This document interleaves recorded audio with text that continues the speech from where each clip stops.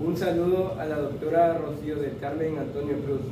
Nosotros somos estudiantes del Instituto Tecnológico de Villahermosa, Tabasco, de la carrera de Ingeniería Química de la asignatura Físico-Química 1. Estaremos impartiendo el tema 4 de esta unidad.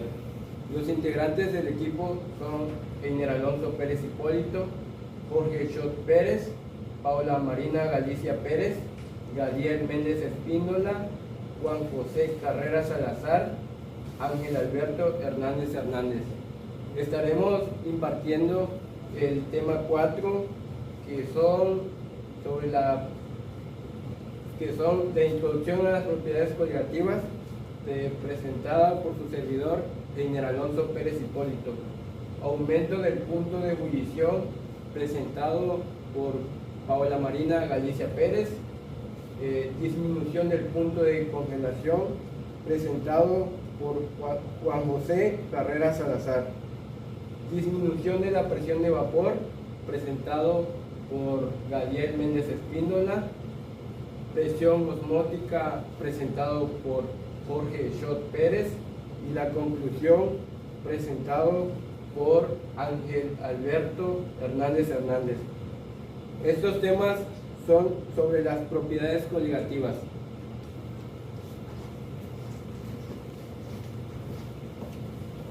Bueno, como introducción tenemos las propiedades coligativas.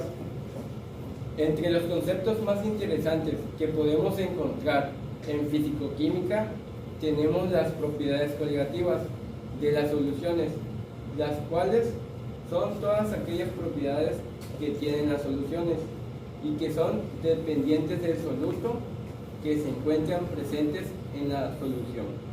Bueno, las propiedades coligativas dependen directamente de la cantidad de moléculas del soluto que reaccionan con el número total de moléculas de la solución, debido a la adición de un soluto no volátil, y por lo general se cumplen en soluciones diluidas.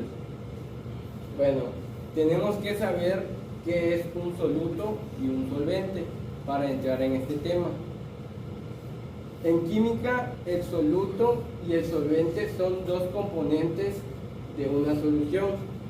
El soluto es la sustancia sólida, líquida o gaseosa que se disuelve en el solvente para producir una mezcla homogénea conocida como solución. Bueno, el soluto es la sustancia que se disuelve en la solución.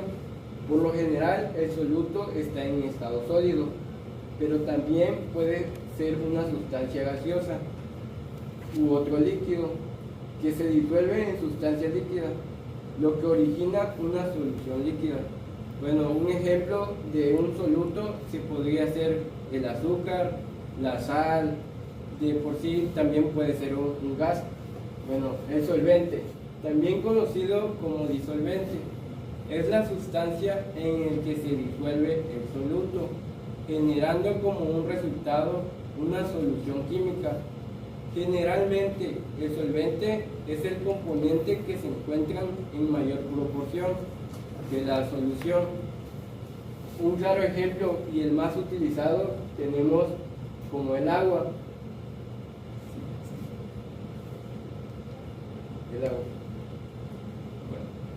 Bueno, como ya sabemos algunas bases para entrar en el tema, las propiedades coligativas son 4 puntos. El aumento en el punto de ebullición. El aumento del punto de ebullición se logra al adicionar un soluto a un solvente. Un ejemplo de esto sería el agua al momento de ebullir. El agua para ebullir tiene una temperatura de 100 grados Celsius. Al agregar un soluto, en este caso podríamos agregar la sal, al momento de ebullir el agua ya sería de 110 grados. Disminución del punto de congelación. Esta es una propiedad muy importante, ya que permite descender el punto de congelación de una solución. El punto 3, la disminución de la presión de vapor. Cuando a un solvente se le añade un soluto no volátil, la presión de vapor del solvente tiende a descender. Y como último, la presión osmótica. La presión osmótica es un proceso espontáneo en donde el solvente atraviesa una membrana semipermeable desde una solución de presión de vapor mayor hacia una presión de vapor menor. Los temas serán aclarados por los siguientes compañeros. El tema siguiente lo explicará la compañera Paola Galicia.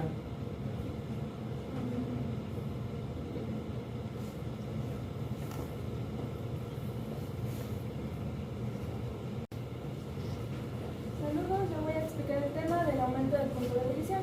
El aumento del punto de ebullición describe el fenómeno en el cual el punto de ebullición del líquido, considerado como el solvente de la solución, es más alto cuando otro compuesto es agregado. Si la temperatura de ebullición del solvente puro es esta y la temperatura de la solución es esta que tenemos aquí, entonces el cambio de la temperatura de ebullición se puede definir de la siguiente manera, donde delta T será el aumento de la variación del punto de ebullición, M será la modalidad, la cual está definida como la masa del solvente, mientras que la molaridad está definida como el volumen de la solución. Ke será una constante, la constante de ebullición, que tiene un valor determinado de 0.52 grados Celsius por kilogramo sobre mol. T será la temperatura de ebullición y la otra T que tendremos será la temperatura de ebullición del solvente. Este es un diagrama de presión de vapor-temperatura, donde se muestra la línea de equilibrio líquido-vapor para el disolvente puro, como podemos observar. Las disoluciones que contienen solutos no volátiles presentan puntos de ebullición más elevados que el disolvente puro. La diferencia entre el punto de ebullición de la solución y el disolvente puro para una presión. Esto que tenemos aquí es un diagrama presión de vapor-temperatura, donde se muestra la línea de equilibrio líquido-vapor para el disolvente puro y la disolución. Las disoluciones que contienen solutos no volátiles presentan puntos de ebullición más elevados que el disolvente puro. La diferencia entre el punto de ebullición de la solución y el disolvente puro para una presión constante establecida se conoce como la elevación del punto de ebullición, que depende de la naturaleza del disolvente y la concentración del soluto, pero es independiente por lo menos en soluciones diluidas de la naturaleza del soluto, en tanto este no se disocie. La curva de A a B representa la presión de vapor del disolvente puro en función de la temperatura. Como la presión de vapor de la disolución es para todas las temperaturas menor que la del disolvente, la curva de la presión de vapor-temperatura de la disolución debe quedar debajo del disolvente puro y está representada en el diagrama por la curva de C a D, la que está en la línea punteada.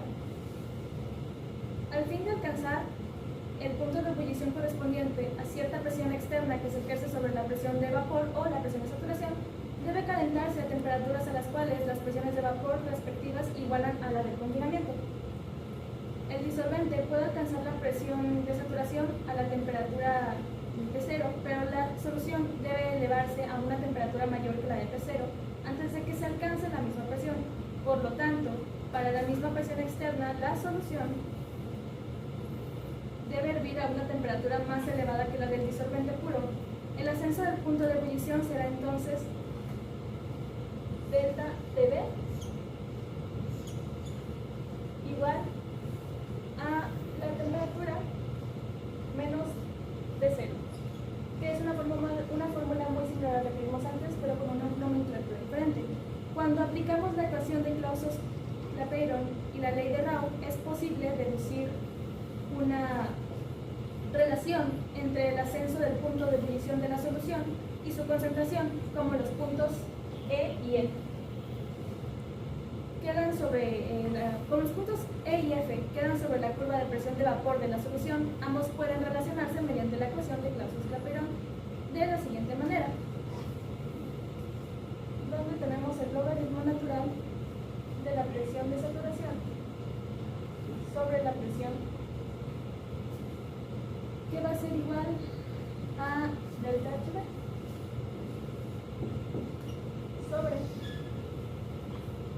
sobre la constante R de los gases, que multiplica a la diferencia de temperaturas T menos T. sobre la temperatura multiplicada por presión.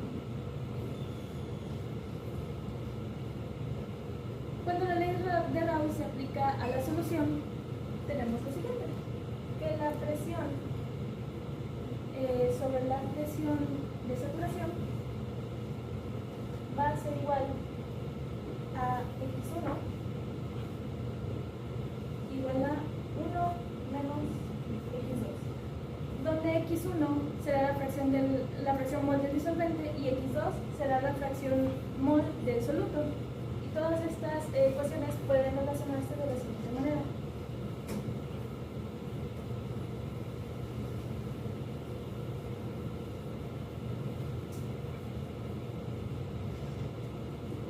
Donde tendremos esta forma. El logaritmo natural de 1 menos X2, que ya dijimos, es la fracción mol del soluto.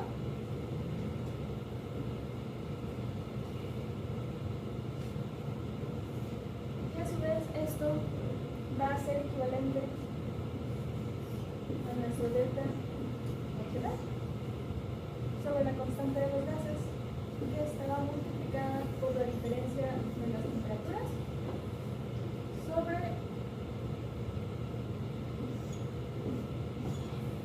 T por Tc.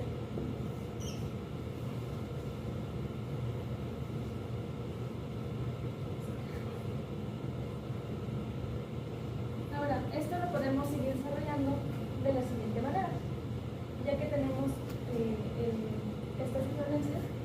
Podemos simplificar la fórmula de esta manera, de que delta TV nos dé R sobre T0 al cuadrado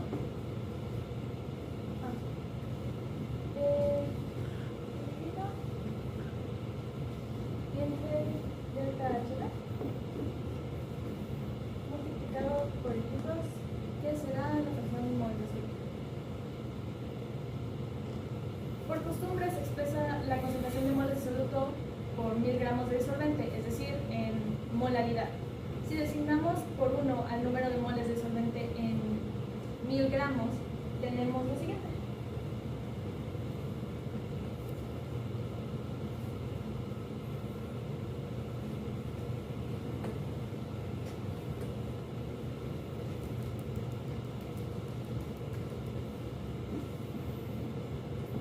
La concentración de moles de soluto será igual a la masa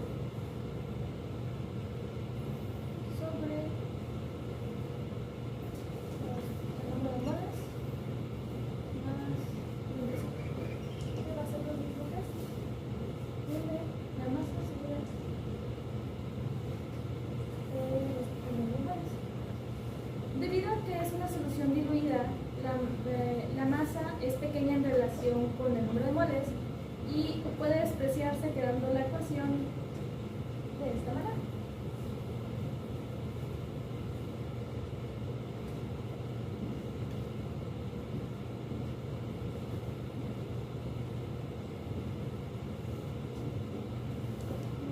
Cierto que vemos igual a la constante de los gases por la temperatura, va a ser T0 al cuadrado dividido entre el cálculo por el número de moles por la masa. Para un disolvente dado, todas las cantidades en el paréntesis de la ecuación anterior son constantes y podemos simplificarlas como sigue. Delta TV igual a la constante K por la masa. La constante KB se denomina también como constante molar de elevación para el punto de ebullición o constante ebullioscópica. El peso del soluto por 1000 gramos de disolvente está dado por 1000 gramos que multiplican a W2 sobre W1. ¿Y qué representan estos? W2 representa el peso del soluto en gramos, mientras que W1 será el peso del disolvente en gramos. La Entonces sería de esta manera.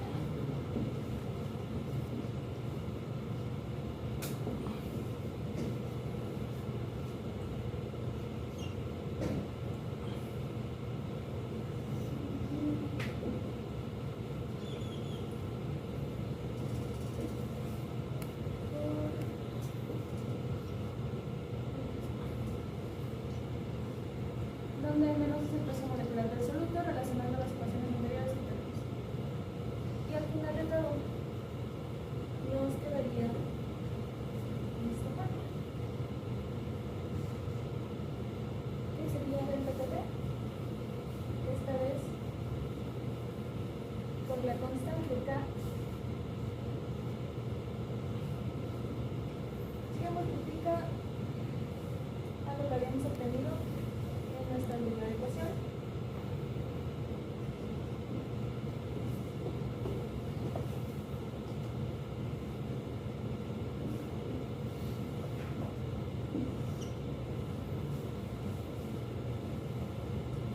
Ya que es posible determinar el peso molecular del soluto si conocemos el valor de la constante bioscópica del disolvente, así como la variación del punto de ebullición y la concentración molar de la solución. Con eso finalizaría mi explicación y pasaré al siguiente compañero a presentar su tema.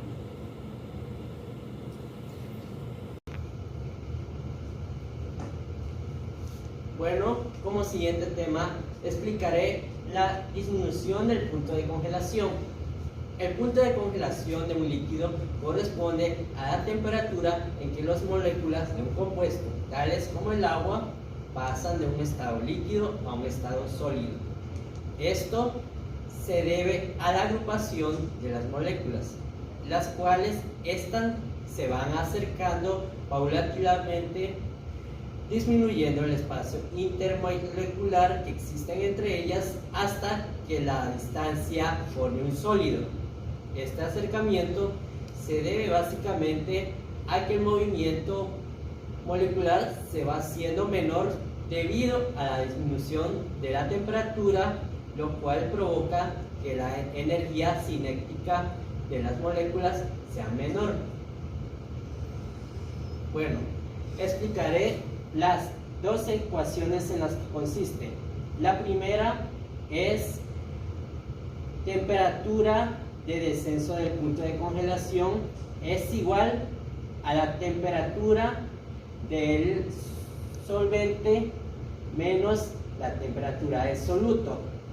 Y la ecuación 2 consiste en descenso del punto de congelación es igual a la constante del descenso del punto de congelación por la molaridad. Así que una explicación a las fórmulas anteriores es que la congelación implica una transición en que las moléculas se encuentran dispersas ya sea un recipiente, y al aplicar un descenso de temperatura, estas se unen formando un sólido. Para que esto suceda, se debe de liberar energía. Como en una disolución hay un mayor desorden que un disolvente, es necesario que se libere más energía para que se pueda ordenar en el caso de un disolvente puro. Por ello, la disolución tiene un menor punto de congelación que un disolvente. Por lo cual, podemos decir que una solución congela a temperaturas inferiores a la que un solvente puro. Por consiguiente de esto, este hecho es una consecuencia de la disminución de la presión de vapor.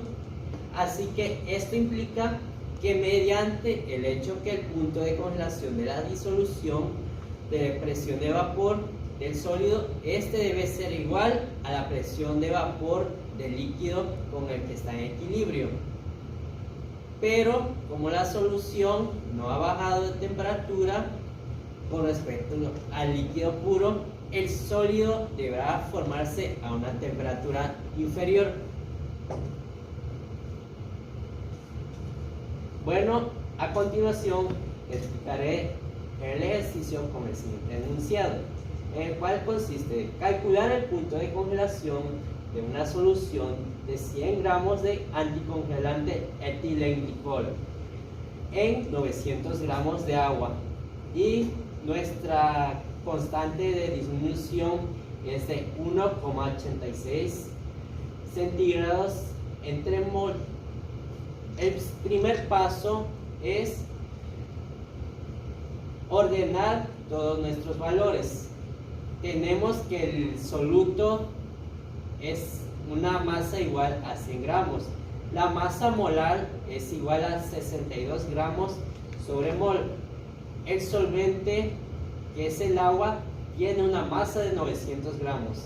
La temperatura del soluto es igual a 0 grados centígrados. Y la constante de disminución de temperatura del agua es igual a 1,86 centígrados entre mol. Para esto tenemos que emplear las dos ecuaciones que anteriormente mencionamos. Así que para poder obtener la temperatura de congelación es necesaria la primera fórmula, pero no disponemos de nuestra temperatura de ebullición, así que requerimos de la segunda fórmula.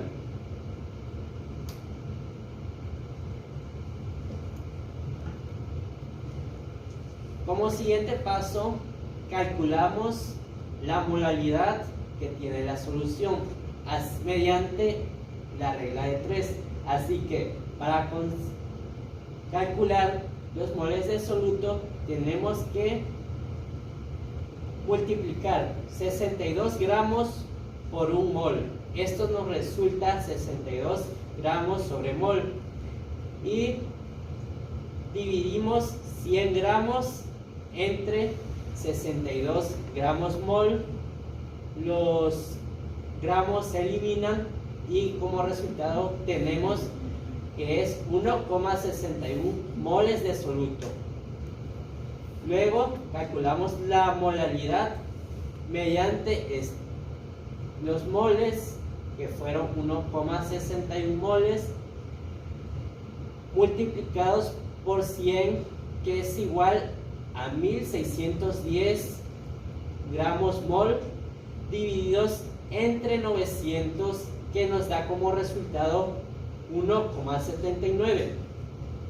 Después aplicamos la segunda ecuación, que consiste en multiplicar 1,86 centígrados mol por 1,79 mol, y nos da como resultado 3,33 centígrados.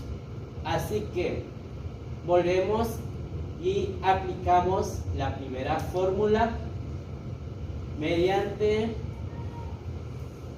los datos que ya tenemos. La temperatura de descenso es igual a la temperatura de solvente menos la temperatura de soluto.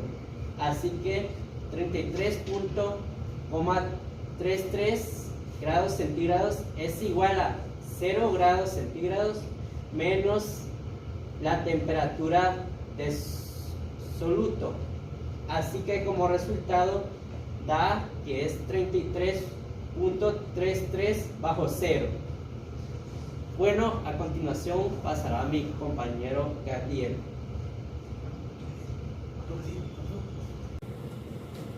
Buenos días, yo les voy a presentar el tema de la disminución en la presión de vapor.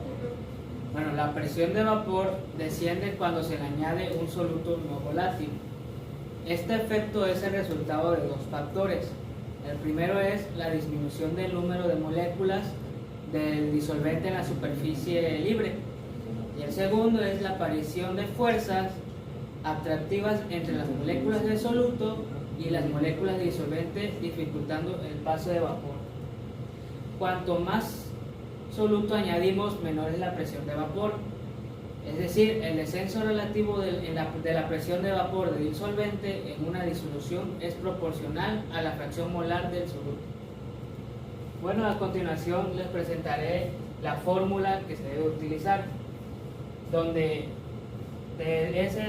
tenemos el descenso de la presión de vapor, está aquí, es igual a la fracción molar del soluto, que se multiplica por la presión de vapor de disolvente puro. Bueno, a continuación les presentaré un ejercicio que nos dice: a 25 grados Celsius la presión de vapor del agua es 23.6 milímetros de mercurio, y lo que nos pide es calcular la disminución de la presión de vapor en milímetros de mercurio en una disolución acuosa que es a 0.10 molar a 25 grados Celsius.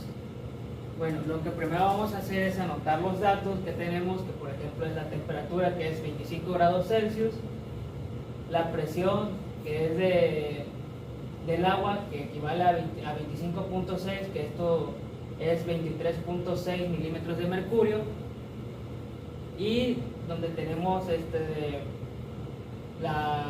los moles, que son 0.10 moles sobre kilogramos. Bueno, la fórmula que tenemos aquí es la disolución de la presión, que es igual a la presión de vapor menos la presión, es igual a la presión de vapor por la fracción molar del soluto. Bueno, la fracción molar, la otra fórmula, aquí la fórmula que vamos a utilizar para calcular la fracción molar del soluto es igual a los números de moles del soluto sobre los números totales. Bueno, lo que aquí es que tenemos 0.10 moles de soluto y 1 kilogramo de disolvente de H2O, o sea, de agua. Los números de disoluto que tenemos es de 0.10 moles. Y lo de aquí, lo que nosotros tenemos que calcular son los números totales, lo cual vamos a hacer que los números de disolvente es igual a 1000 gramos de agua por 1 mol de agua, que es lo que tenemos, sobre el peso molecular del agua en gramos, que es 18.02, que esto nos va a dar resultado como 55.49 moles de agua. Una vez que tengamos esto, podemos sacar la fracción molar del soluto, que es la fracción molar del soluto igual a 0.10 moles, que es el número de soluto que tenemos acá, sobre los números totales, que lo que tenemos que hacer es multiplicar los números de moles que tenemos, que es 0.10, sumar más lo que nos dio en el disolvente, que es 55.49 moles. Una vez hecho esto, nos va a dar un resultado de 1.8 por 10 a la menos 3. Por tanto, la disolución de la presión es igual a 23.6. Se va a hacer que 23.6, que es la presión que tenemos acá, se va a multiplicar por la fracción molar de soluto que nos dio, que es 1.8 por 10 a la menos 3 milímetros de mercurio. Una vez hecho esto, nos va a dar 4.2 por 10 a la menos 2 milímetros de mercurio, que esto pues lo tendremos que convertir y nos daría 0.042. Bueno, la conclusión es que la disolución acuosa, o sea 0.1 mol, tiene una presión de vapor inferior en 0.042 milímetros de mercurio respecto a la del agua para 25 grados Celsius, que es, entre paréntesis, 23.6 menos lo que nos dio en la disolución de presión, que es 0.042 milímetros de mercurio. Gracias. Ahora seguiré mi compañero Jorge Schott con su tema.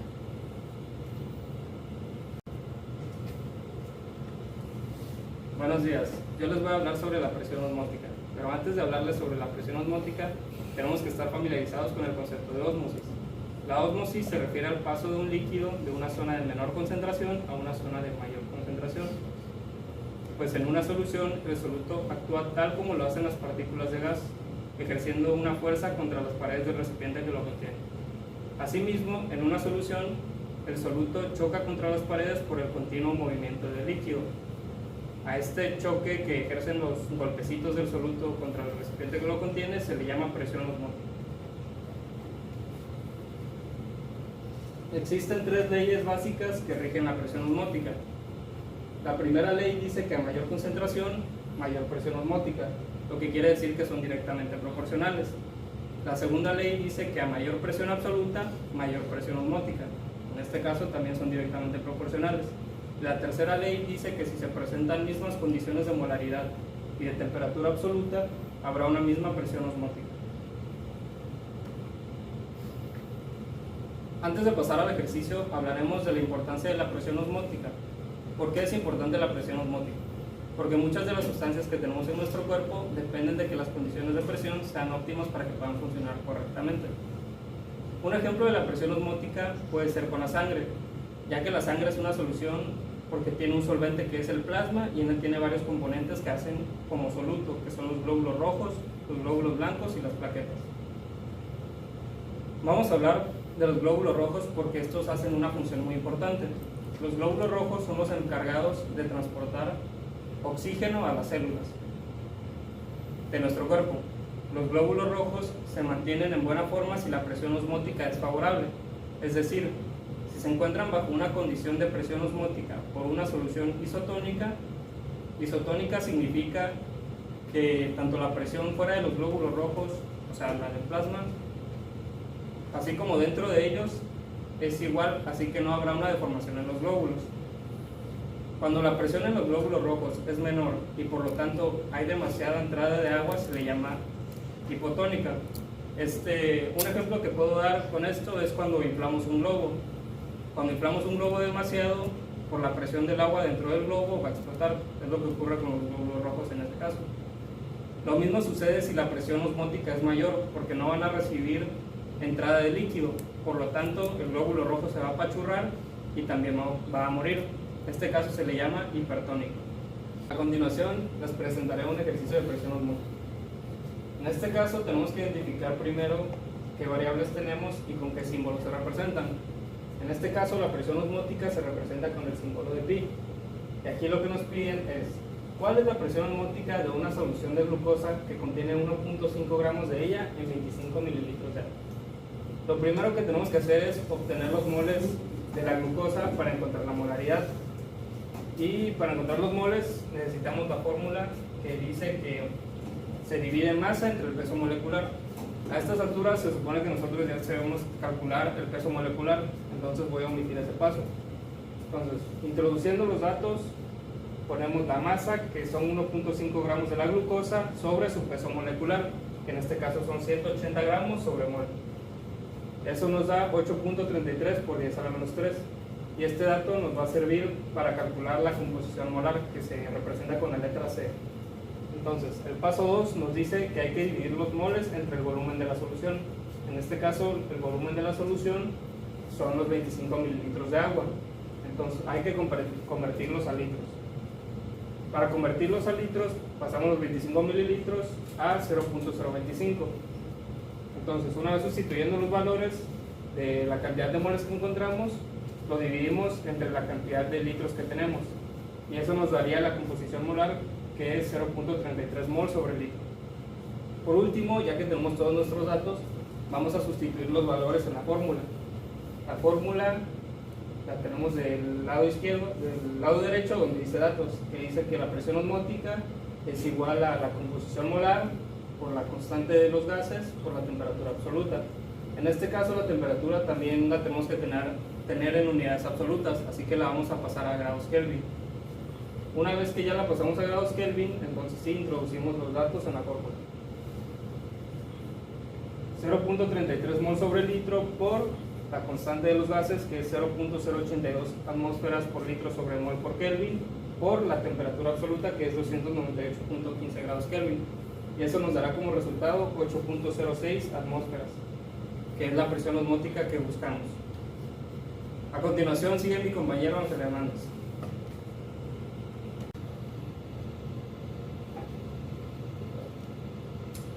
Bueno, en conclusión, podemos decir que las propiedades coligativas dependen del número de partículas del seno de la solución y todas se pueden cuantificar.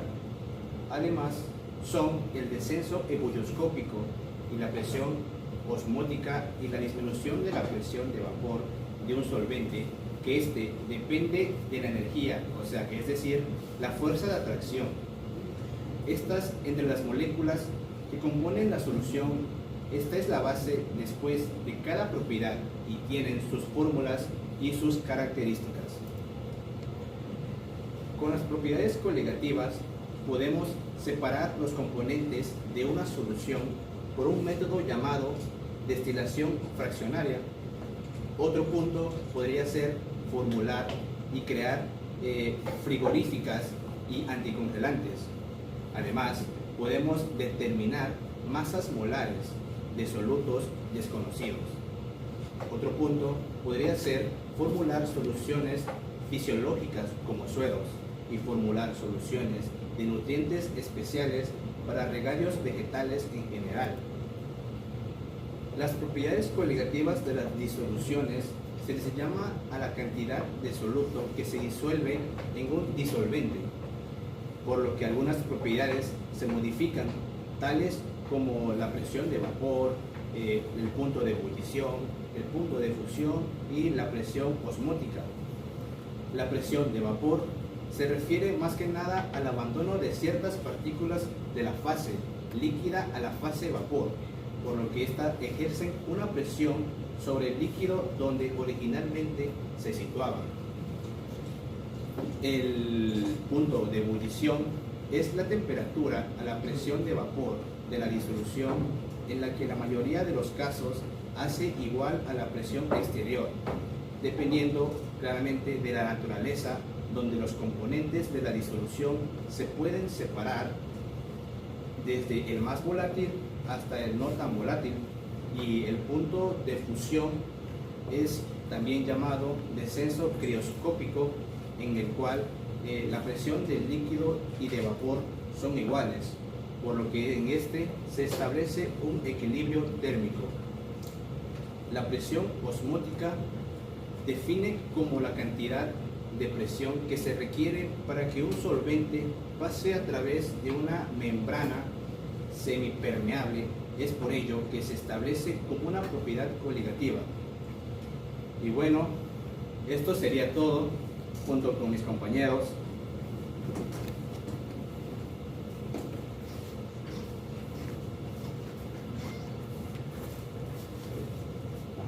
Sin más que decir, sería todo. Gracias. Gracias.